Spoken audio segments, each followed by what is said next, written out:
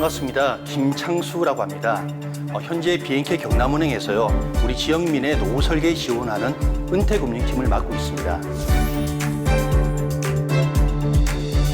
오늘 제가 시작에 앞서가지고 지난 주말에 저희 어머니 댁에 다녀온 이야기를 먼저 한번 들려드릴게요. 최근에 저희 어머니께서 코로나 백신을 맞으셨어요. 아시겠지만 백신을 맞으면 사람들이 모이는 곳에 이제 가기가 좀 수월하시죠. 그래서 어머니가 살고 있는 그 아파트 경로당이라도 좀 다녀오시라고 했습니다. 그런데 의외로 저희 어머니가 반응이 별로 안 좋으세요. 그래서 제가 한번 여쭤봤습니다. 왜 그러시냐고. 그러니까 저희 어머니한테 경로당에 가면 사람들이 새댁이라고 한답니다. 새댁 왔어? 새댁 밥 먹어.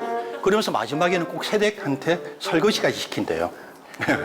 근데 저희 어머니가 설거지가 싫어가지고 가기 싫은 건 아닙니다.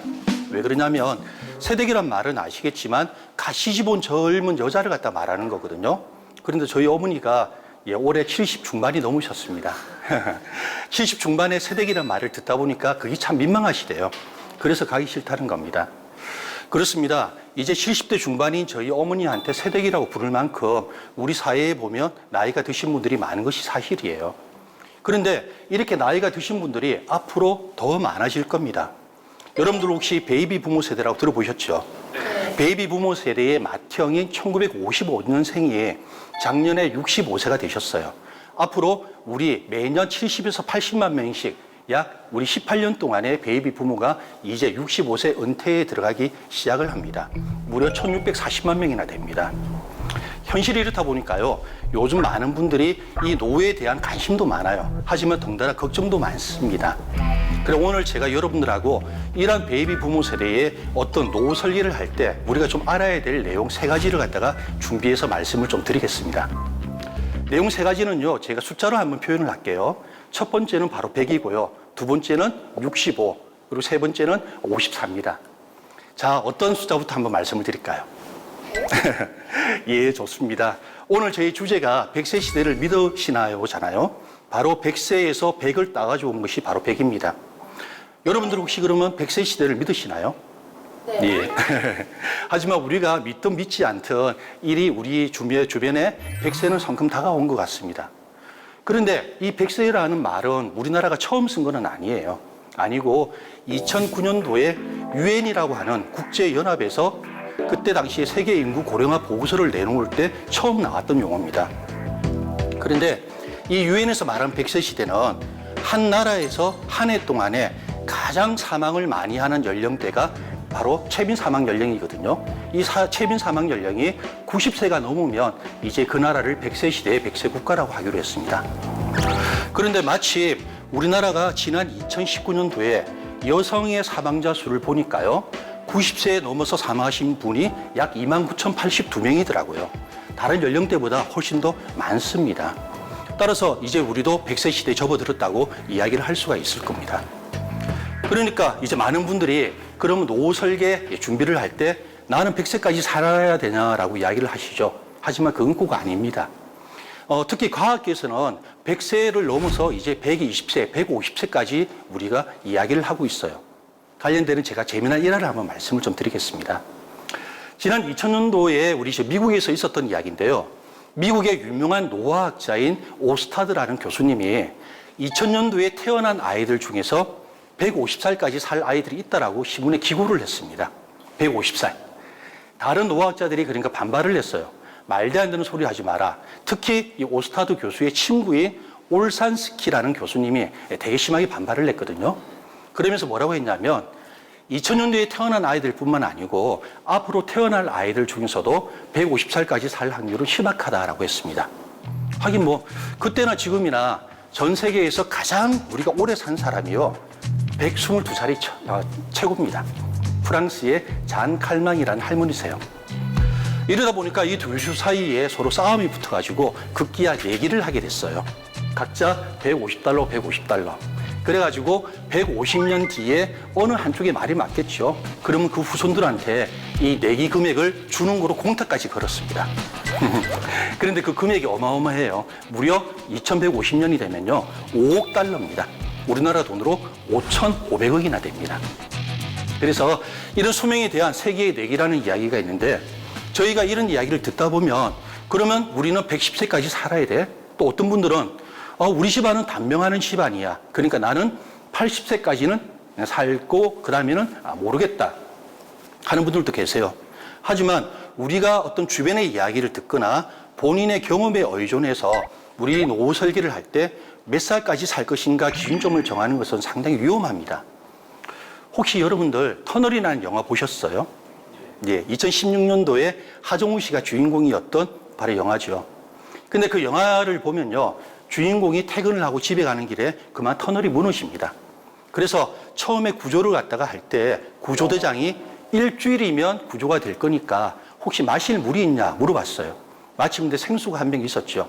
하정우 씨가 생수병에다가 눈금을 그어가면서 이제 물을 아껴가는 모습이 상당히 인상이 좀 깊었습니다. 근데 영화를 보신 분들은 아시겠지만 일주일 훨씬 넘은 한 달 지나서 겨우겨우 이제 구조가 됐거든요. 물이 없어가지고 낭패를 봤습니다. 마찬가지입니다. 저희가 노후 설계를 할 때 몇 살까지 살 것인가를 생각을 했는데 나는 80까지 살 거야. 90까지 살면 상당히 낭패겠죠. 반대로 110세까지 살 거라고 생각했는 분들은 노후 생활비 계산을 해보면요, 아마도 80세까지는 일을 하셔야 될 겁니다. 예. 그러면 누가 저한테 노후 설계할 때 몇 세까지 살 것인지 기준점을 물어보신다면 저는 주저없이 최소 90세까지는 살 것이다 라고 이야기를 하고 있습니다. 그 이유는 뭐냐면 작년에 고려대 박유선 교수라고 인구통계학과 우리 전문가가 계세요. 근데 그분이 우리나라 사람의 90세 생존 확률을 발표를 했는데요. 작년에 40세인 여성분이 90세까지 살 확률은 70%라고 해요. 그런데 작년에 60세, 올해 61세예요. 여성분이 90세까지 살 확률은 2명 중에서 1명인 57%나 된다고 합니다. 그런데 이런 통계는 한 번씩 보셨을 거예요. 왜? 통계청에서 나오니까.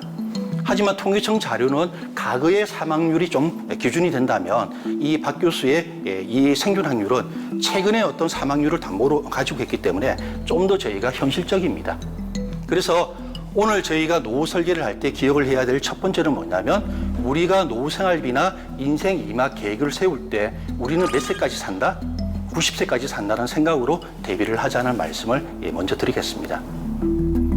자, 그럼 다음에 두 번째 숫자죠. 65를 한번 말씀을 드릴게요. 여러분들 혹시 65 하면 떠오르는 어떤 단어가 있나요? 예. 좋은 이야기십니다. 이 65세는 바로 은퇴를 하는 사람들, 바로 노인의 연령을 말을 해요. 그런데 이 노인의 연령이 65세가 된 거는 우리나라에서 1981년이었어요. 그때 우리나라에서는 노후복지법이라는 게 처음 만들어졌거든요. 그 당시 전 세계에서 노인의 연령을 65세로 하자라고 해서 받아들였습니다.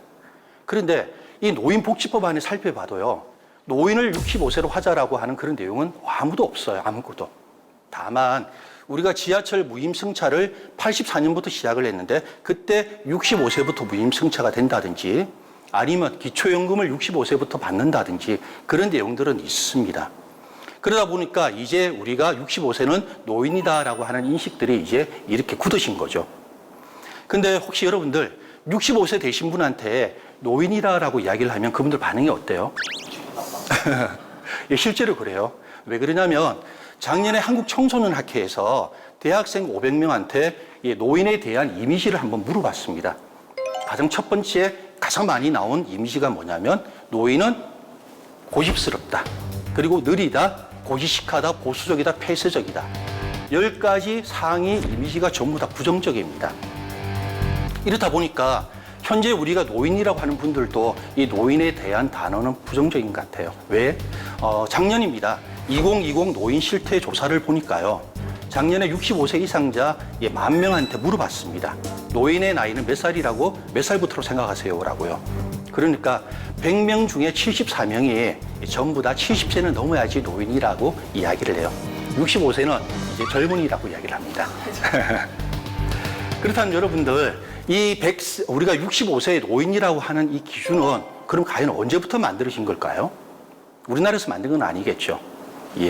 우리나라에서 이렇게 만들어진 건 아닌 이 65세를 노인이라고 하는 기준은 무려 132년 전에 만들어졌습니다.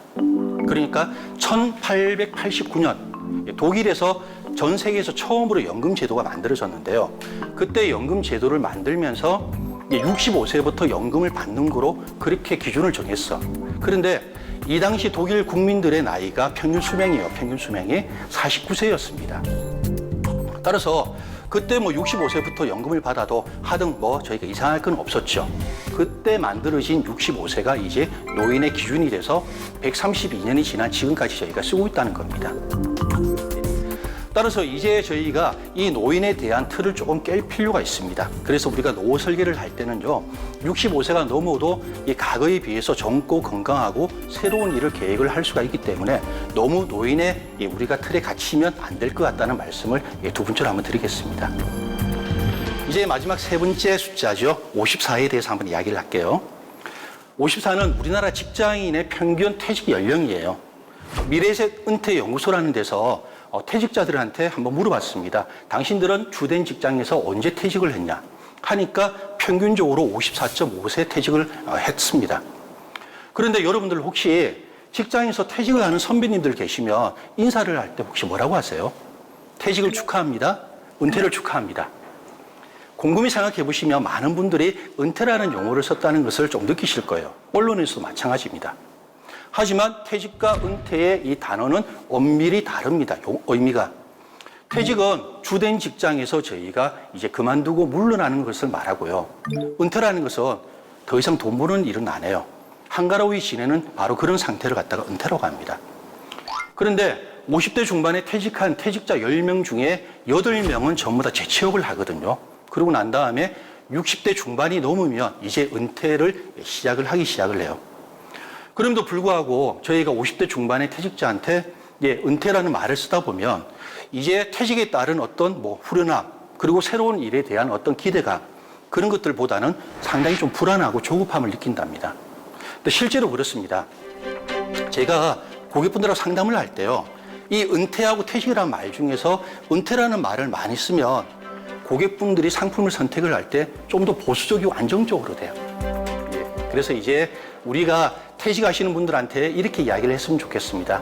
퇴직을 축하드립니다.